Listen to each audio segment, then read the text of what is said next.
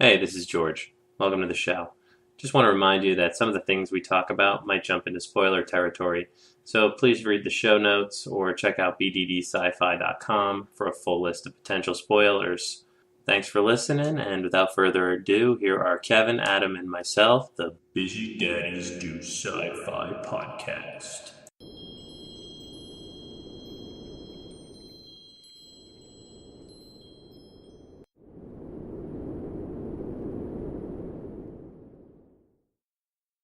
Mao Zedong was the founder of the People's Republic of China. Born in Shaoshan in the Hunan province, Mao trained as a teacher and then began working in the Beijing University Library, where he started reading Marxist literature.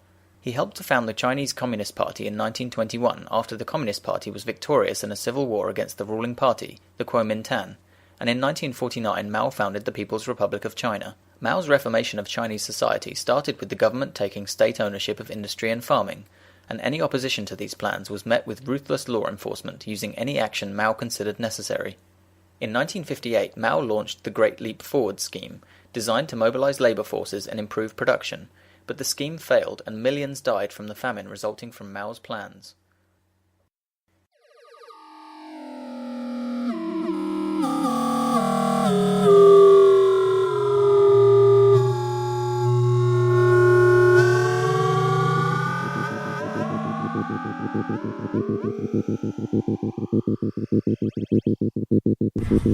So are we rolling? We're rolling. So what about now? The case that you made for doing this intro was something like there needs to be an intro because that's just what you're used to. It's the standard convention. Oh, I'm not used to anything because I don't really listen to these. Okay. But like, Right.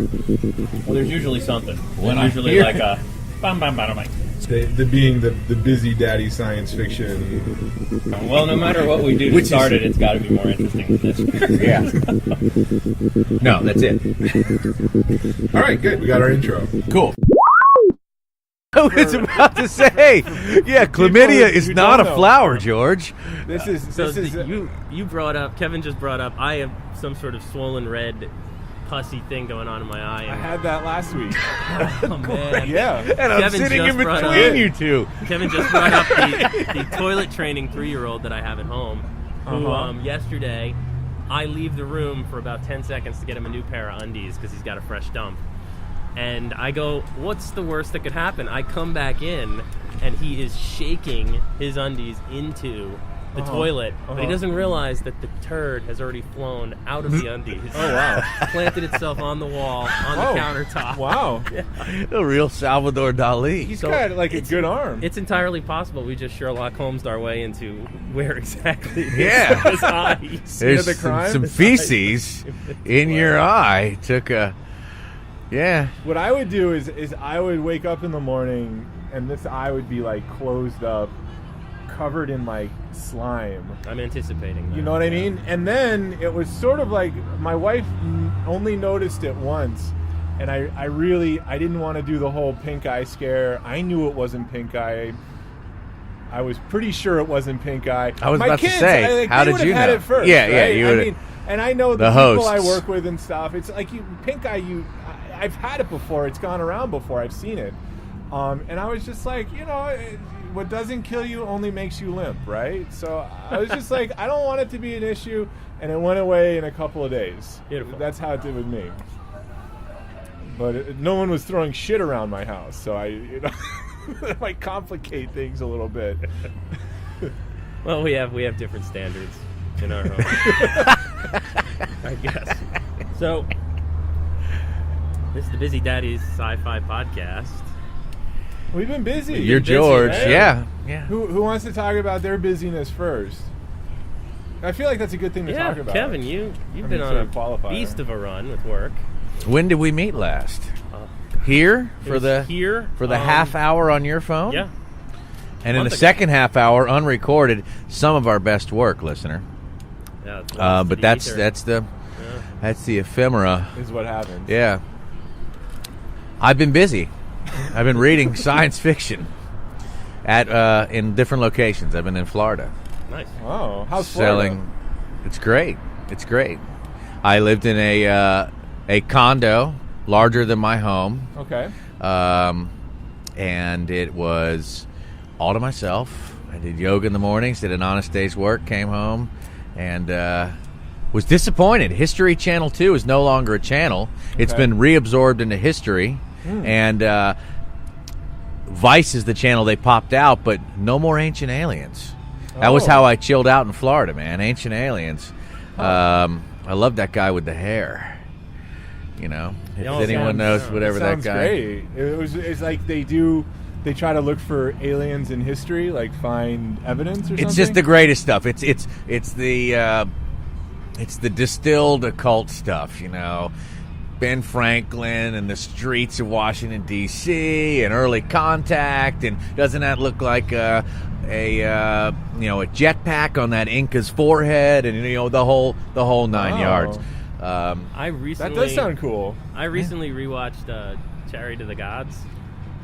Remember that documentary? I have scanned that book from the library, and since we've met last. The book was like the guy was on Carson, and he was just it was. He's a German. Yeah, she was positing that aliens had constructed the pyramids. Okay. And this came out at exactly the same time when they had found that what is the name of it? The Anthrocounter mechanism, which is basically an ancient computer. Did you actually take the mic away from your mouth as you mumbled that word? I just trailed off, actually. But this Chariots of Fire was like it was embraced immediately, and not Chariots of Fire, Chariots of the Gods. It was embraced immediately. I've heard of it. Yeah. And it led sounds kind of interesting. On Ancient Aliens, someone name dropped it. There were clips of that guy who wrote the book. It was on a library wait list, and it popped up. Not as fun as science fiction. No. So I scanned it and went on with my life. What about you? What have you been doing? I've been super busy. I mean, I'm crazy busy. And one of the reasons I have to skip out so fast tonight is I have to set this thing up. I just found out on Friday I have the day off. I guess they say it's not a religious thing, but I think it's a religious thing. Isn't something happening on Friday? Okay, so there you go. I think at my job we're calling it OK Friday. Not to discriminate against anyone who's not into that stuff. Celebration Friday. Yeah, yes. You can't get prickly. So it's an opportunity for me to try out some stuff with this movie that I'm going to be shooting in July. So I'm trying to get these actors interested in letting me do lighting and sound tests on them and stuff. So I got this movie that continues to chug forward, which is awesome. And then I'm in the throes of my state licensing examination stuff, which is bureaucratic and frustrating, and hopefully will be done by June. You are studying to be a garbage man? Yeah, but there are people. There was somebody. Not to disparage garbage. I mean, the place where you work. Yeah, there's a lot of different kinds of testing. You're going to be an ophthalmologist, aren't you? So, and then just being the dad is really busy. I mean, I was actually thinking tonight on my way over, I was trying to remember what it was like to be single with no kids on a weeknight. Let me tell you about that. Okay. It's spring break. Right. My mom has come in and rented an Airstream in Highland Park from 1956, fully refurbished, and has kidnapped my boy. And Nora and I are doing things like sharing salads and soups and returning home, and there's nothing to do. Well, that's what I mean. How's spring break treating you, Adam? I'm busy. I'm super busy. I mean, tonight... You're at work, or are you guys trying to find things to do, or are the kids at other things? Are they going? My kindergarten kid is at Camp Rock, Eagle Rock. They have a recreation camp thing. We might be looking towards that in the summer. She really likes it. She's really into it. And then the little one with her school, it's daycare, so it goes on. Mm-hmm. But I mean, then it's like with this different schedule, the kindergartner gets really constipated because it's a different routine, and they eat donuts at this place, and nervous. And so I think there's some nerves and stuff. Sorry to interrupt. I'm just gonna have to take that umbrellas and the chairs and tables. You can chill. Yeah. We're used to it. Man. Thanks. Thank you. My big hope for tonight, for you, my man, is that there isn't going to be that little, scrape, because we got this thing going on. Oh man, I really enjoyed it.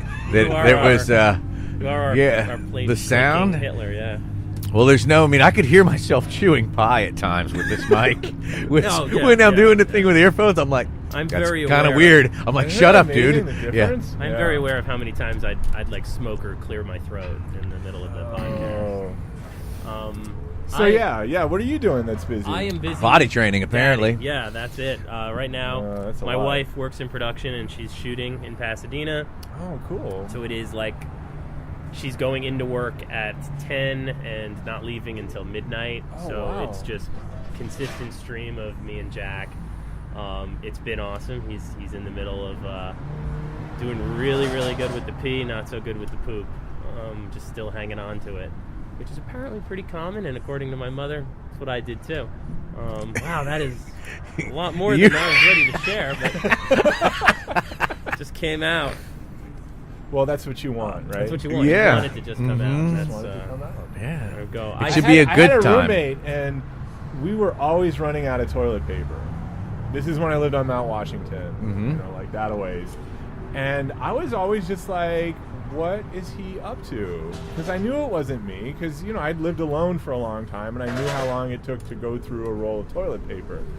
And I found out that he had been trained by his mother, who thought that this was like the way to go, is that when you wipe your butt, you completely wrap up your hand up to your wrist so it's mummy covered in toilet paper, which I probably made things easier for her, is my guess, right? Like less, she might have been a little poop phobe or something. You don't get it necessarily on your fingers, so you're not touching mom or the Or vase your in eye. the living room or something.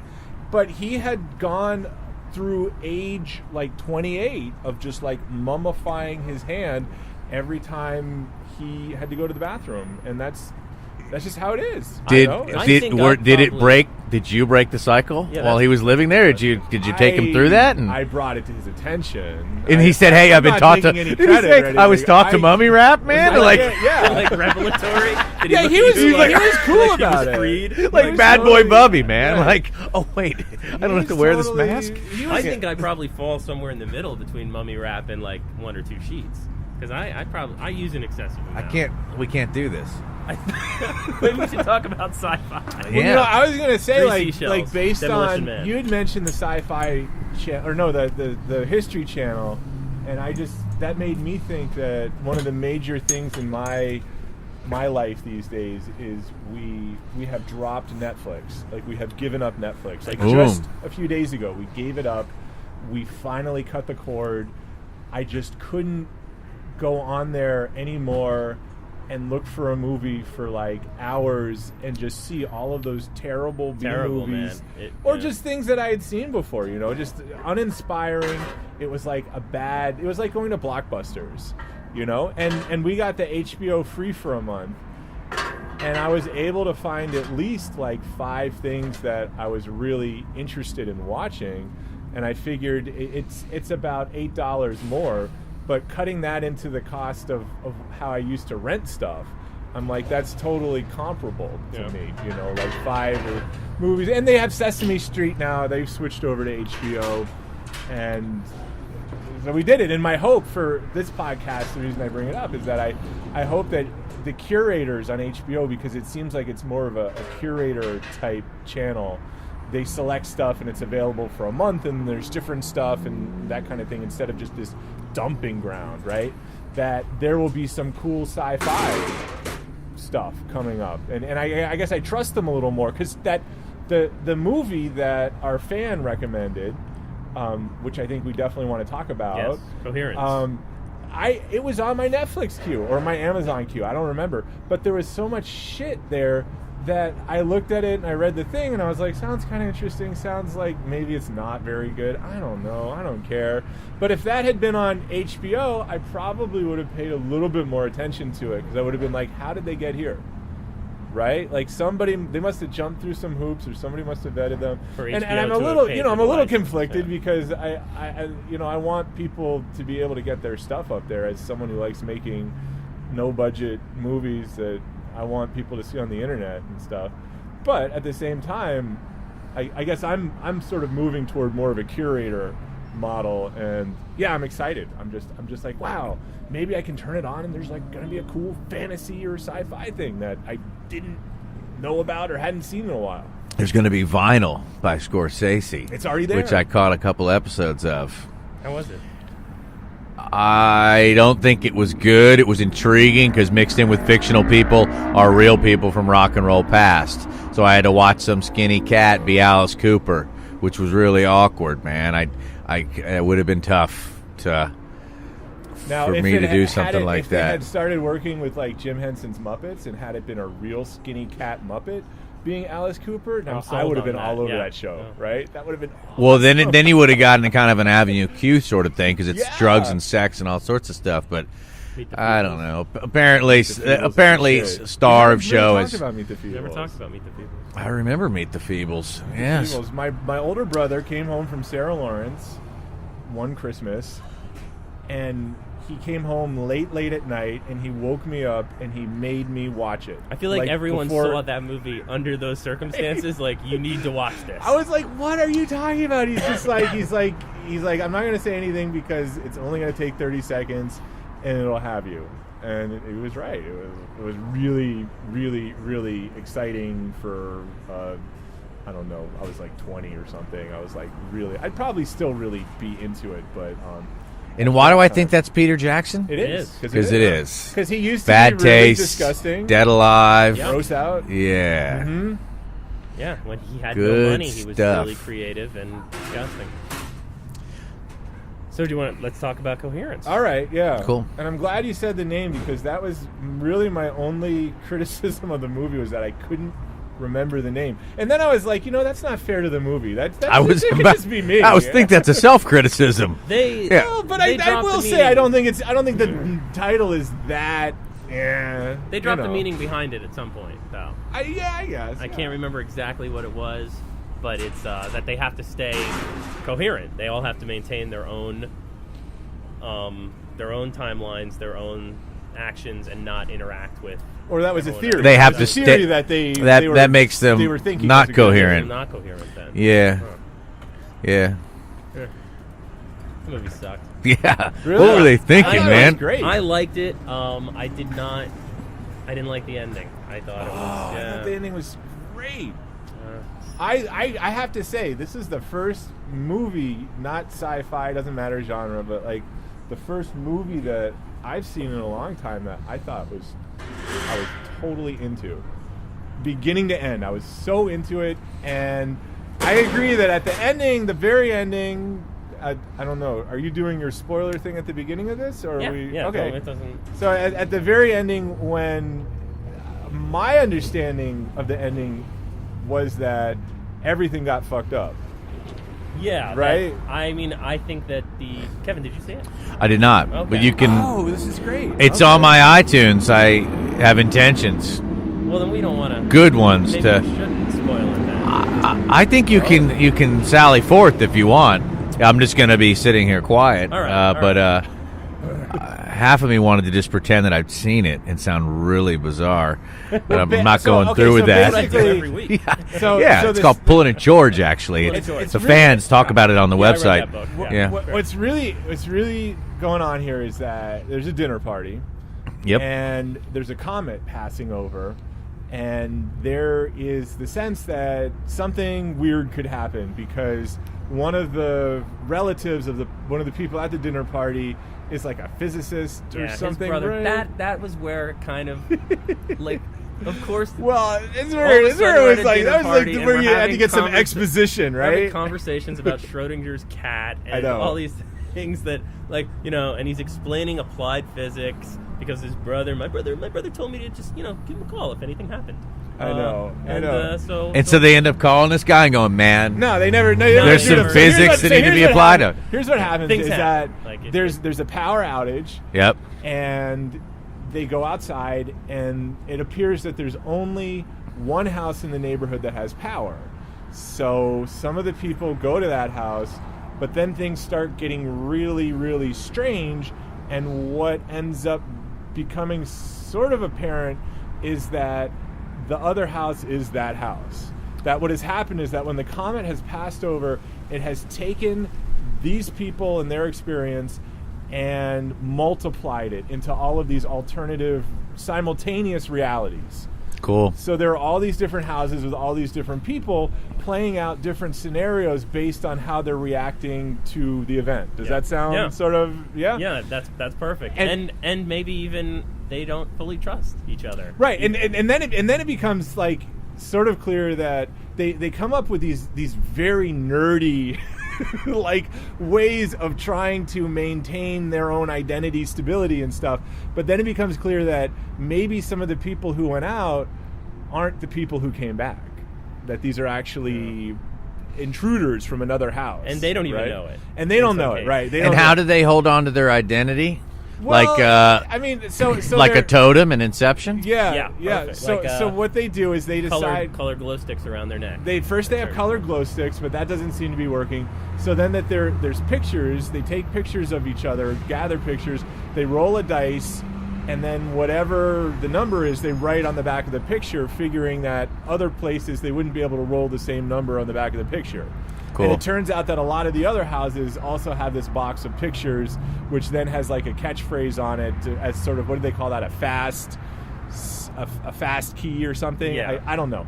But so then the idea is that hopefully if they're able to just sort of like maintain their coherence or something, I don't know, that the next morning the comet will be gone and everything will be back to normal. And that turns out not to be the case. Like that was definitely like horror movie, like shocker ending. But this is what I liked about it, because I agree with you. This stuff about the cat and the physics and the quantum was all just like it had to be there. I just thought it was like, why would, as someone who hasn't seen it, why did it have to be there? Why can't I have this comet come and we split these houses into different places? It becomes a game and it becomes a puzzle. And I think in order for the audience to sort of get how they're being jerked around and how things are playing out, they wanted to set up the rules. You got to preload, and you're going to go, okay, this is going to break. Kevin brings up that's a good point in that it didn't need to be there. Like, it could have just been this comet's going over, weird stuff is happening, without getting into a conversation about the physics, especially because like the physics was just another theory, right? It wasn't like that was it wasn't like this is what's happening. The brother had books or some sort of explanation that was in a car, and they kept trying to go to the car or something. I forget. It was that's what to do when a comet passes overhead, and got like what is going to happen when this comet passes overhead. Why the brother wasn't one of the people there is something that I'll get into in a second. But yeah, I mean, I would have preferred it if maybe that stuff hadn't have been as heavy as it was, because I like it when people are just confused and trying to figure out and like what is the existential blah blah blah. But it didn't bother me that much because it's this incredibly low budget movie. I mean, it looked like they were shooting with this sort of equipment I have. Yeah. You know, I mean, it looked like it was like they had like a 5D Mark III. Yeah, it looked really good, but it was, you know, it's people in a room. Yeah. Right? It's like people in a room, and then I guess as a writer I was geeking out on the writing, because I thought that they did a really good job of just creating this atmosphere and suspense and stuff. But two things that I really, really, really liked about the movie. One is that, so when we enter this party, we enter with a woman. So we're in her car, and so she's sort of like the person that we're on her, you know, behind her, sort of with her. And her problem is that her boyfriend is probably going to break up with her because she can't commit to him, right? And that becomes even more of a problem because his ex-girlfriend shows up with someone else at the party. So it's sort of this drama that starts brewing before the comet stuff happens. Well, if this had been more of a Hollywood traditional movie, in Hollywood they love their arcs and stuff, and you know, you were talking about AFI, and one of the things I was pounded on in AFI was like, you got to give your protagonist an arc. They have to learn something, they have to do something, they have to get something. And I was convinced that her arc was going to be that she was going to decide, because of this experience, that she could give herself to him and that she would be more open and committed. And the opposite happens, is that once she figures out how things are going, she sneaks off, finds a house where everyone seems super stable, and then goes and murders her double. and replaces her. So that she is in a better position Awesome. with this man And that because is things great. We also see a lot of how the other houses have rolled out. Like Right. in one, That was intense. They're all tied How up. many houses would you say Infinite. are created? Infinite. Like you could just I keep think, on yeah. stumbling across them. Yeah, and so I love the fact that instead of, like I said, like the sort of the Hollywood hero heroine who is the good person with a flaw who learns something and overcomes their flaw, we have this like shallow dancer Yeah. who can't commit and then decides that the best way to get her situation going again is to murder herself and manipulate this other person, which doesn't work at the end, right? It's cool because it is like someone taking advantage of a cosmic Right. situation for their own gain. One thing that I felt pulled me out of the tension was they did inject some of that Hollywood, like it's still got relationship drama, Oh, like yeah. the ex-girlfriend flirting with the boyfriend and saying, things like, oh, you just never know what you really want, and then kissing him, and it pulled me right out of everything that was going on. That was a really awkward scene. It was a really right? awkward scene. Because we didn't really have a whole lot going on with those people, and then to personally be involved in that moment was very whatever. Yeah. So okay, and then the other thing that I really liked was that, and I can't take credit for this because I read a review on IMDb afterwards that got me onto it. Is that everybody in the movie, their name is the same name as all the actors playing them. Oh. And on top of that, one of the guys is an actor who was on Angel. It's on Buffy. Buffy, there you go, Yeah. Buffy. And he's playing an actor who used to Right. be on like a teen drama. Which then opens up this idea that the real people in real life are just another of the alternate realities that was going on in the movie, right? Yeah, that's Which pretty I was good. like, that's clever, man. If you got no money, you got to be clever, and that's like super clever. So I was into it, and the guy who did it, he's written some very Hollywood stuff. Like he wrote that kids movie, was it Marengo? I forget. You look him up, and he's done extremely. Rango? Rango, yeah. I think that's it. Yeah. Wow. That I think that guy lives next door to a house I house it at a lot. Oh, okay. Yeah. Huh. When, so we can ask questions to him. I know we can go knock on his door tonight. You guys want to go? Yeah, let's go. All right, cool. Yeah, get the keys. I'm not that interested. But When, we'll find out. Tim and Eric, Tim and Eric, the comedy duo, Okay. Eric Wareheim and Tim Heidecker. Okay. They came out with their $1 billion movie. They made this joke as they were going to festivals that they'd been Rangoed, and that the studio randomly inserted deleted scenes from the movie Rango in their movie. It was just a complete like fictional, but they're just like going around giving interviews saying, "Yeah, we saw the final cut and we've been Rangoed." Well, I'm just like so excited that these movies are out there and that they're available. And I was even reading that there is a genre term out now called lo-fi sci-fi. That this movie and Upstream Color, that awesome. these movies Guessing all that would be fall there. into. And I'm so excited that is there and that is happening and that this is, and that hopefully there's going to be more people. I mean, it made me want to I was like, I got to sit down and I would like to write like a sci-fi thing, but I'm just so, I don't know. It just seems like Obtuse. Like I sit and try and think of, it seems like there's this big glass window in front of trying to even come up with something that would work with all that's been done. I mean, that's So not. you feel like everything would be kind of a play Like, on what you. Yeah, I mean, how would, like right now, let's do it right now. What would it be? I guess for me, it's more about like the technology. Like how would I? It would be expensive. Star Destroyers and Well, I stuff? just don't know how to But look at even look like at, low look at budget. Coherence. Yeah. Their biggest effect shot was a light in the sky. Well, and the other thing, I mean, I did a movie like that was very similar actually, but it was horror, and instead of a comet, it was like a ghost thing, right? That was the hook. So I mean, stuff like that. But I don't know. I keep thinking about technology and like visualizing stuff like I don't know. But I'll keep watching this stuff, and I'll be inspired. Something Well, let me. like Stalker. I mean, Stalker had no budget for special effects or anything. So I have finished a book called The Three Body Problem. Heavily physics based. Chinese science fiction writer named Cixin Liu. That's Cixinliu. And I was listening to our old podcast, and I was griping about Eon being physics and politics, and I did not finish Eon. This book grabbed me by the boo-boo and is hardcore physics.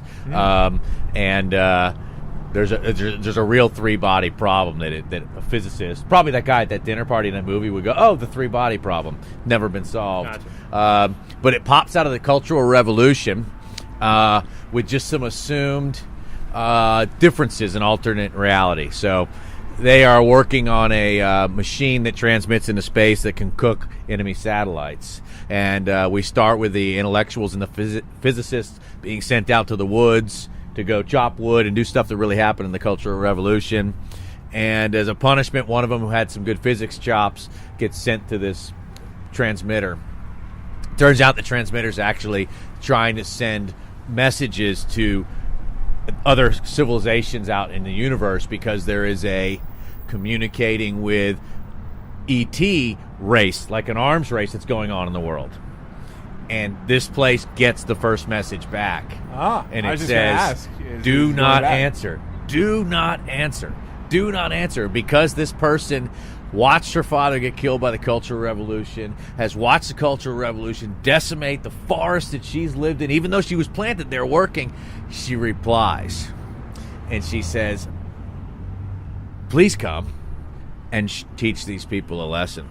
And so a cosmic that's hot. Taking a cosmic thing and doing it on your own advantage. Yeah. And then you're racing into the future, and there's this guy who's got a countdown in his eyes that he can't erase, and he thinks he's going nuts, and he's working on a particle collider and nanotechnology. Whoa. And he slowly gets revealed that there's this organization that has been slowly bridging this contact. It takes about 8 years for things to go back and forth, and there's an invasion coming already amongst you and being propagated by a highly advanced, highly popular haptic virtual reality video game that some people get popped into and sort of get the dogma of the coming species. So they get converted. Wow. In a way, you can you'll point when you play it, point to the game, and then someone out of the blue says, "Hey, we're having a third world game meeting," and then they kind of vet you and just say, "You're done. Your password will never work. You're done with this game. Others, you guys can play on." And people are just left dumbfounded. But it's a trilogy, so it just kind of set itself up. There's another one called The Dark Forest, another one called Death's End. It's being made into a movie coming out in 2016. Chinese, low budget sci-fi. Wow. So The thing that would be really interested in is, did it seem really different than Western science fiction, right? Like, did it just seem like, oh, it's about China, there's cultural stuff, or just in the sort of way that the guy wrote it, put it together, all of that stuff, did it have a different feel? Because I read this Russian werewolf novel one time, and it was so like, I mean, these were people who were not reading Anne Rice, the stuff that we read, or some people read, I guess. And I'm just curious, like, because I feel like it would be extremely refreshing and exciting if there was this like completely different way of writing, or this different perspective on sci-fi or whatever. Interesting that you ask, because now I'm thinking about it. It is dressed like modern sci-fi, but the insides of it are very different. And I don't know if I can elaborate on that much, but there's a more directness about the characters. It's colder. I'd never seen someone just decide to bring the invasion on. So perhaps there's once again, the Cultural Revolution was truly warping to people, and it's coming from a really dark spot like that, and it doesn't seem like it's like closet lit. Like it doesn't seem like this is all a metaphor for shit that might be going on in China right now with trade and this dude, this this is a science fiction writer from China. At first, I thought, how the hell do you write this stuff in China still? Because it is scathing just by exposition on the Cultural Revolution. Just to describe true things that happened in the Cultural Revolution. He's popular in China. China, yeah. It's a he. It's a he. I think, though, if you recall our discussion about I love it. We have archives. The go back to not the Nebula. What's the Nebula Award? A couple years. What's the award that we talked about? Yeah, the Hugo. The Hugo, and what were the two camps? The bad, the bunnies and the something, whatever. Those camps. I think perhaps this book is on the list. It won a Nebula and stuff, and because this person is Chinese, I think it's in the camp of it just won because it was about a Chinese Cultural Revolution thing. Oh, okay. No hard fact to be able to back that up, but anyways. So there might be even cooler stuff out there in China, but it doesn't have the tingle dingle stuff like Cultural Revolution, shit that we would be knowing about and excited about. I want to read his other books and see what he's up to. Yeah. Well, cool, man. That sounds exciting. Mm-hmm. What else you got, George? Oh, let's see. We were just talking about Netflix. I actually just reinstated my Netflix like a month ago after being absent from it for 2 years. Punk rock. This was a mix of like having a little bit of extra dough, and Daredevil season 2 is coming. Okay, that would be the reason to stay. Is their original series are really good? Yeah. But I've just finished watching Daredevil season 2, and having it that for was the fast. last. Well, it's like 13 episodes, but it's like those is it tougher with the one eye? Is it? One eye is new, Kevin. Oh, new. No. Sorry. As of today. But having Netflix the last month, I kind of want to get rid of it again. I'm just same deal. Like it's like this like dating someone, and they were pretty cool, and maybe they did weird sex in a way that you're into that kind of was like wow, but then they're just obnoxious, and I started speaking from experience here. This has happened for sure. I mean, when I started with them, I started at the very beginning when it was just DVDs, and they didn't have anything. It was so frustrating. Like, they didn't have anything. I was like, what's the point? It's like I get on here and they don't have anything. So then I broke up with them, and I was dating a place in South Pasadena called the Videotech. Yep. It's really good, curated, small, but like Brother Brian stands by Videotech. Okay, cool, yeah. And then that got expensive, and everyone started getting on Netflix, and they swore that their selection had gotten really good. And so I got on again, and then it was just sort of easy, right? It was so cheap, and shit was always coming in, and the DVDs were always on top of the DVD player, and it was sort of comforting. And I think I stopped, but then my wife got back. I mean, I've been on and off them. Like, I wouldn't be surprised if they pull some amazing original programming, and we hop back on for that. You know what I mean? Because the originals is like really good. Their original series are good, but they also seem to be this like, hey, remember that show? We're bringing it back. Right. You know, Gilmore Girls, Full House, Pee-wee is back with new episodes. A movie. New movie. My friend Lindsay worked on it. Yeah, it's Pee-wee's Big Day Out or something. Pee-wee's geriatric adventure. Pee-wee somehow. Pee-wee whips it out. out. Prostate, but we're not going to go there because we know what happened last time. Pee-wee's court date. So I saw. Speaking of totems, I saw Inception on the plane ride home for the first time ever. What'd you think? I loved it. It was a great ride, man. Great movie. Totally cool. I was just like, when it comes, I have to remind myself, when it comes to like certain genres, I cannot read the critics and have any kind of like reaction to it because they just don't understand. Like, how could you not? I mean, that was just such a great, solid, not too pretentious, not stupid. You Yeah. know, like, I don't know. I thought I have nothing bad to say about that movie. Well, I remember my mind had made up a narrative about it being totally complex. Right, And- that's what the critics said. They said you can't understand and I was it. like, It's no, totally this thing pretentious. I talked to people built who it, did go. I didn't brought know me what was in. going on. I mean, dude, all you had to do was remember the kicks. You're gonna get kicked 3 times, and then you're back out. You know, I was literally like, and this is cool because I need those kicks to happen. I mean, the movie did the things to me where, yeah, that was great, man. I And don't know who was dreaming. That's what people. Right. My friends It's were like- I mean, it's not how I think of dreams, but I totally dig the fact that, like with the movie we were talking about, Coherence, he really went through his paces setting up the game board. This is how it works. This is what happens. This is blah blah blah blah blah. And then he played it out in this way that was just like, wow, all right. And he took what I felt was a ballsy move, and I think this was one thing that a couple critics, especially guys who are more like in the geek category, they didn't like, is that he said, look, if you go into a dream and you make it a totally unrealistic world, everyone else in the dream will notice and start to defend themselves. Like it will, like when Ellen Page is moving the landscape. subconscious. Yeah, your subconscious goes, dude, you can't do that. You can't do that. And they yeah. start getting harsh They start on her getting and harsh elbowing on her and stuff. And a lot of people were like, a lot of critics were like, no, we wanted to see that. We wanted to see the fantastic elements of the dream, the upside down oceans and shit like that. And, Which if you're not trying to extract, maybe one could enjoy in dream construction. Yeah.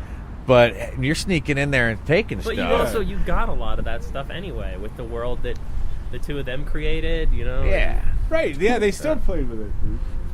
It was a heist movie, you know? I mean, that's what it Exactly. was. Mm-hmm. And the actual, I mean, I thought it was kind of beautiful. So then, I thought- and so ideas, I think all of these sci-fi. movies are What beautiful. about it?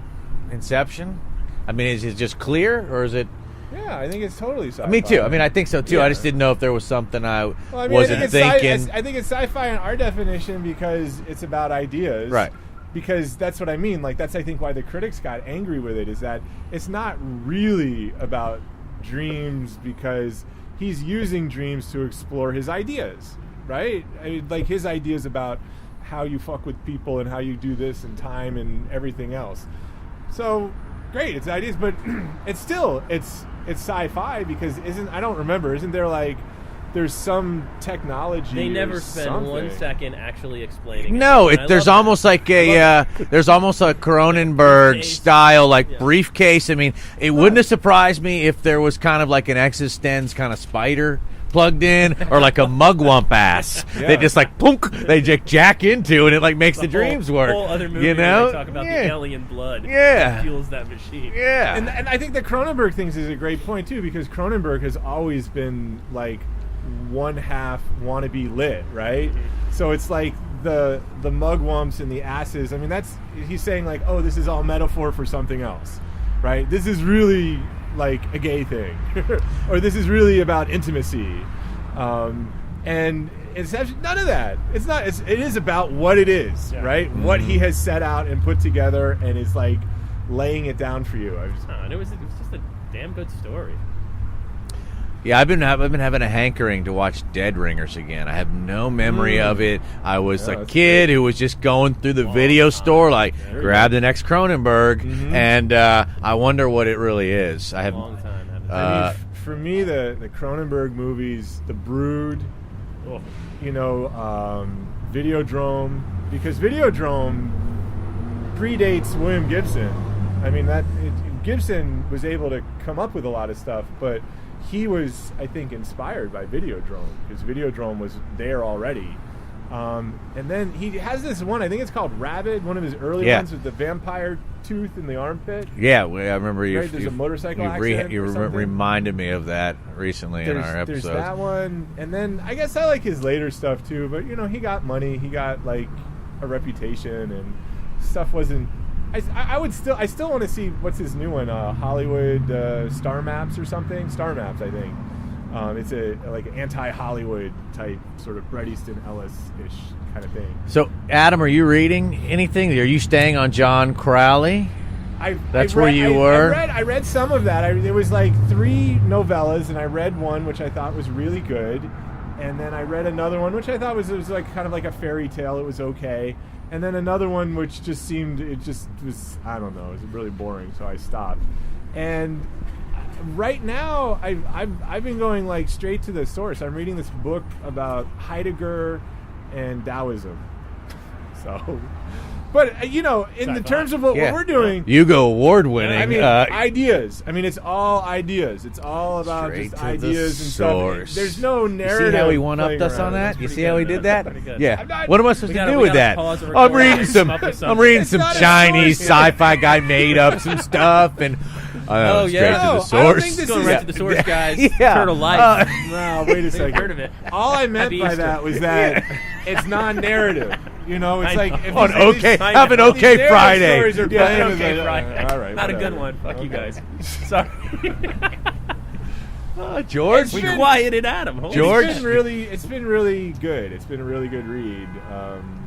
And I mean, it reminds me a lot of that hard sci-fi book that I was telling you guys about, the one about the instant, being all of an instant, all of the instant and stuff. Because Heidegger was very interested in who we are, but how we are always in time, being in time, and how you can't take a Greek. The Greeks. This is also like Neil Stephenson, right? Is that he considers the whole Greek Plato Socrates thing a virus, that is a virus of thinking, and that it has infected us, and it's infected how we think about ourselves and how we communicate. And he was trying to intentionally dismantle that, like destroy that with his own. Heidegger was? Yeah, with his own thinkings, his own philosophy or something. So I see it as very connected to like the stuff that we're doing. And I want to get back into the Crowley, but I gotta work through this one first. George, are you anticipating reading anything? I think not until we all same page something. Same page something. Well, I just started Altered Carbon by Richard K. Morgan, but Adam's flapping a piece of paper. Adam is. It's cool. Well, I like 13, so Altered Carbon is scratching that itch. I'm hoping he does something a little different. So you can keep talking over there, and it still would work. Oh my God. Look at him. What a gentleman. He just picked up the Starbucks cups for us. Or we could go shopping at the dollar store. Yep. So I had this idea of like, if the novels are really difficult because we're so busy, then what about like choosing a short story?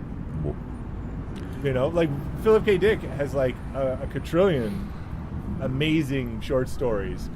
I don't know. It might be doable. Was just my thought. It's just like, or it would be really funny if we chose like a 7-page short story, and two of us weren't able to read it. I can't read anything under 100 pages. Oh, there we so, that's what happens to me in that situation. He goes into like a different mode. No, I like that idea. I do too.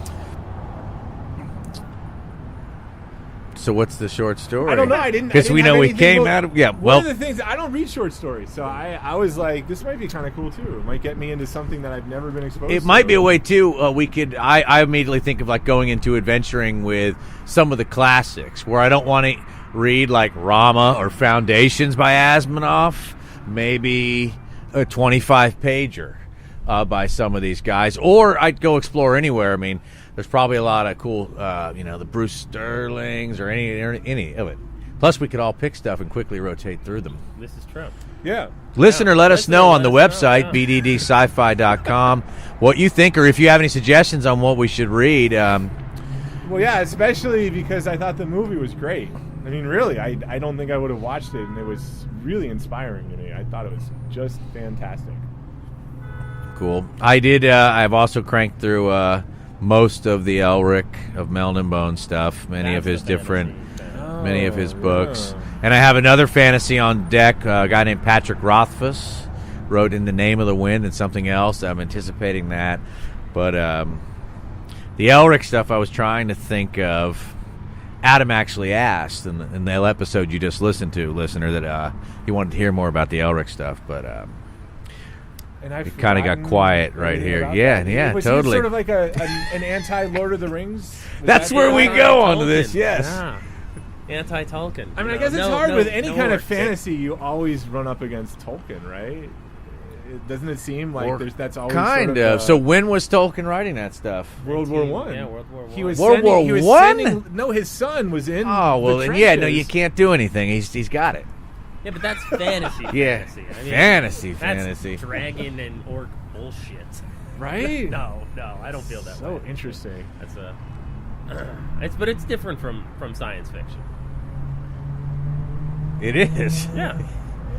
But they're in the same section together. Is that B. Dalton being lazy? No, I think it is different, but then again, there's It's fantasy. the ideas. There's fantasy that I feel like isn't that kind of fantasy.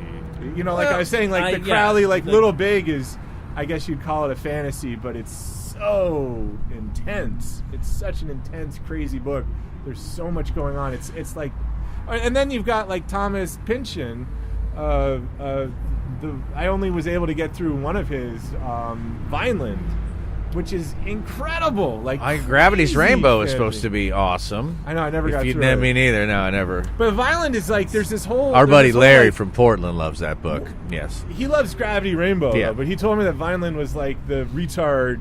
People who are retarded read Vineland, and I was like, that must be why I loved it. Yeah, I think. You know what? That makes a lot of sense to me now. But it's all this stuff. It's just like there's this woman, and she gets hired to be a hit woman, and she goes to Japan, but then suddenly she's fighting Godzilla creatures. But that's really only for a couple of pages, and then things go on, and then people die. But instead of really dying, their corpses end up in Northern California, wandering around in this town, and it's just like crazy. It's so great. Well, and it's not like barbarians and dragons, and you know what I mean. Like, so that other fantasy. Richard K. Morgan throws in a new concept. You can be incarcerated. Your mind can be incarcerated, though you might have been shot dead at the scene of a crime, and then you can be re-sleeved in another body and sent out. This character's on lease right now to some nefarious person. That's kind of a cool catch. Elric in the fantasy world, idea-wise, obviously swords and all that good stuff, fantasy, but he encounters characters that are him in the multiverse.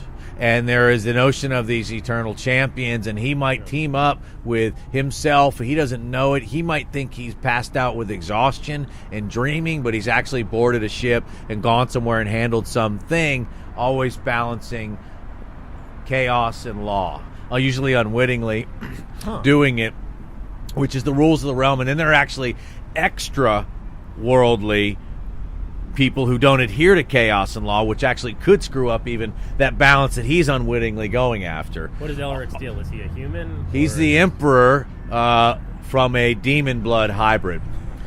The young world is us, and we're encroaching, and his ability to tap into the elementals and use sorcery and stuff is being diminished as non-believers do take a larger grip on the earth as they know like it. Mike Mignola kind of Hellboy stuff. I love that stuff.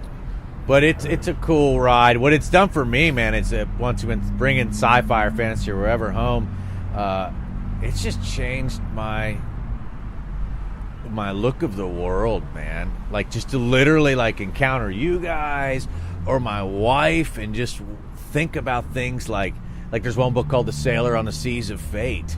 And just to really flesh out in the story form notions that man has dealt with. Mm-hmm. Are you karmically yoked, just spiraling through infinity or not? And it just kind of makes you settle into your couch and go, I don't have to be like fighting some demon to actually experience the fact that I'm tied somehow to people, and once again, Adam, you can take that and run with it. You make better ideas out of my thoughts than I do. For me, it's just a quickly passing thought, but I really dig it. That's heavy stuff, That was man. kind of beautiful, man. I think that's great. Yeah, I'm not going to try to run with that. I like it. And I agree It's with fun. it. Fun, and, too. And I wish, and you know, my thing with the Heidegger book I'm reading is that if I could find someone who is distilling those ideas in a sci-fi narrative, I would so much rather. That's worth the reading that. Google. That's worth the Google, you know. I mean, that's true. I never thought of that. I never thought about like Heidegger. Who's putting Heidegger? Science Yeah. fiction writers. Huh. But no, I think that's a really good point. That was one of the things I wrote down in my show notes about Evan like makes how. points that may eventually become T-shirts. In that, Well, you know, we can can get William Gibson Hates You T-shirts printed very easily. In the last episode, you're talking about the screw tape letters, Yeah. and you right. say, you know, how you feel if there is a demon operating in your life. And I thought of a T-shirt that just said, "Is there a demon operating in your life?" And then the screw tape letters. Well, there's someone else who has read the screw tape letters, and he and I work quite often, and we can quickly say, like, is this getting kind of screw tapey right Nice. now? Yeah. And it's sort of a check on your agenda and how you might be going after things. And then you guys duel. No, it's usually him, and he goes, "Oh yeah," and then he chills out. But you mean duel? Yeah, it's yeah, I get it. So one of these ideas that I had after last week's episode, which we don't have to do, of course, it's just an idea, is that I thought particularly, I don't know, just in terms of format, playing with format and stuff, is it might be funny sometime. A lot of these podcasts, they bring in people to interview them, you know? And I was like, who could we interview? And then I was like, wouldn't it be funny if, like, one of us pretended to be, like, one of the writers or people we're really into? And so he's like, on this week's episode, but we changed the name a little bit, right? So we're not, like, I don't know, getting totally sued. How do we also? So it's like, for this week, we're going to be interviewing Werner Binge. Tell me, Mr. Binge. Werner Binge. What do you know about it? Who seems to be passed out at the table, Mr. Binge. Clink, clink, clink. A beer can hits the floor. No, you would be Werner Binge, right? Jesus, Binge. I don't know. It just seemed funny. Wouldn't we also talk about doing multiverse versions of ourselves as Well, well? yeah, I Yeah. was thinking about that too. That would be really funny. I mean, if we get this recording stuff more locked down, I think we can do that stuff more easily, right? Especially with this, if this works, then we're more mobile. We can go other places, whatever. I mean, I kind of like looking at this wall. The image, folks, we are sitting on a bench, each holding a mic. Videodrome. I've got the best mic. It's Adam's famous Zoom, but it's got a It doesn't have tribble-shaped spit guard on it, and we're watching people in a drive-by. It's a dead cat. Face drawn on the front of it. It I mean, should. Like Donald Trump. And anyways, we're watching people as they pull through the Starbucks drive-thru here in lovely Highland Park. Chilly evening. Chilly evening. I can take a picture of it. You before could? we go. We can put it up there. What else you got in the show notes there? That was pretty much it. A lot about the movie, interviewing fake guests. For next time, I was going to posit. And then stuff for next time. I was going to posit. Let's come up with our favorite book to movie adaptations. Oh, I Googled that today. We can kill that tonight if you want. I'm not we can't prepared. do You're that not tonight. prepared? No, You didn't have one off the top of your head? I mean, I got a couple off the top of my head, but I could do it tonight, but Quickly. we don't have time. I'd want to get into it. yeah, let's get it. That'll be Nightbreed, disgusting. Hellraiser, Nightbreed. See, I didn't even think of that. That's fucking great. Nightbreed was and then awesome. all the ones that you Google and you go, that one's great. I never even read the book. Yeah, and then the difference So between, it's a like, tough like argument.